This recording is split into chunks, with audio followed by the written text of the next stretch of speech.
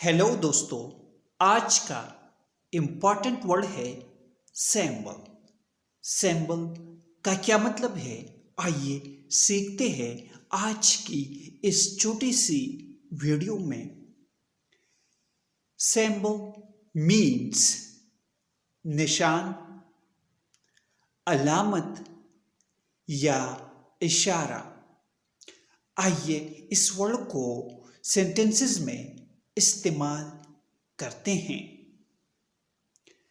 White color is a symbol of purity and serenity.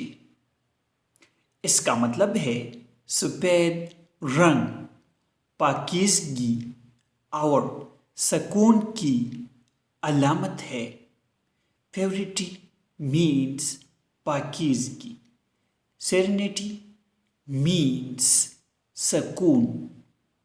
Viewers, channel को subscribe करें और video को like और शेयर ज़रूर करें।